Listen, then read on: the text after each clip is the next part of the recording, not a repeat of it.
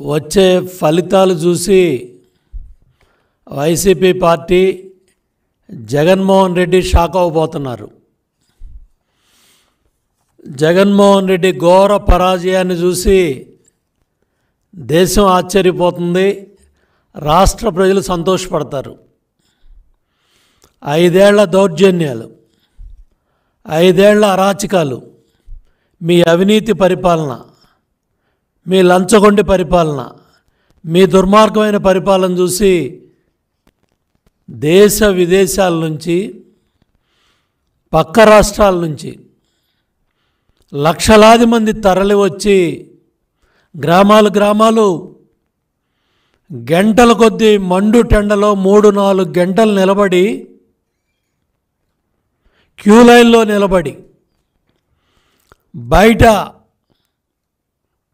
రోడ్ల మీద అటు 1000 మంది ఇటు 1000 మంది రాళ్ళు వేసుకున్నప్పటికి కూడా మహిళా సోదరీమణులు పల్నాడు ప్రాంతంలో కాంపౌండ్ వాళ్ళు దాటి వెళ్లకుండా నిలబడి ఓటేసి ఈ ప్రభుత్వానికి ఘోర పరాజయాన్ని చూపించబోతున్నారు. దేనికింత మిడిసిపాటు జగన్ రెడ్డి? 5 ఏళ్ళు ఏం చేసి ఏం ఉద్ధరించావని నువ్వు మళ్ళీ అధికారంలోకి వస్తావనే కల్లో కంటా ఉన్నావు. నీ భ్రమలన్నీ కూడా జూన్ 4వ తేదీన తొలగిపోతున్నాయి. దేనికి? నీ మిడిసిపాటు, నీ బడాయ్, బాబాయిని గొడ్డలతో చంపిన ముద్దాయిల్ని, నీ తమ్ముడు అవినాష్ రెడ్డిని కాపాడుతున్నందుకు నిన్ను గెలిపిస్తారా?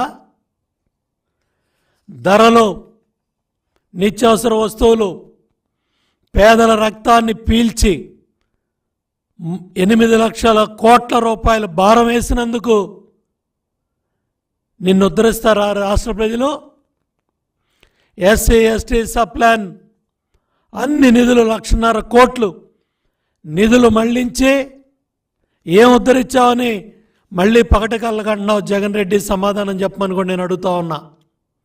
అన్నా క్యాంటీన్లో పేదవాడికి అన్నం పెడితే ఓరవలేకపోయావు, పెళ్లి కానుకలు ఇస్తే ఓరవలేకపోయావు, 100కు పైగా ఎస్సీ ఎస్టీ బీసీ మైనార్టీ పథకాలన్నీ రద్దు చేశావు. దీనికోసం నువ్వు కళ్ళకంటున్నావు. మద్యపాన నిషేధం చేస్తేనే ఓట్లు అడుగుతా ఉన్నావు. అవన్నీ మర్చిపోయావు. మాట ఇచ్చావు, మాట తిప్పావు. దానికోసం నీ మిడిసిపాటు. నాసిరకం మద్యం, విషపూరిత మద్యం, 35,000 మంది సామాన్య పేద మధ్యతరగతి కుటుంబాలు మంగళసూత్రాలు తెంచినందుక మీ మిడిసిపాటు? కరెంట్ ఛార్జీలు 3 పెంచినందుక మీ మిడిసిపాటు? బస్ ఛార్జీలు పెంచినందుక మీ మిడిసిపాటు? ఇసుక ధరలో అడ్డగోలుగా 4 రెట్లు పెంచి 40 లక్షల మంది భవన నిర్మాణ కార్మికులు పొట్టగొట్టినందుక మీరు గెలుస్తానని ఎగిరెగిరి పడతా ఉన్నారు?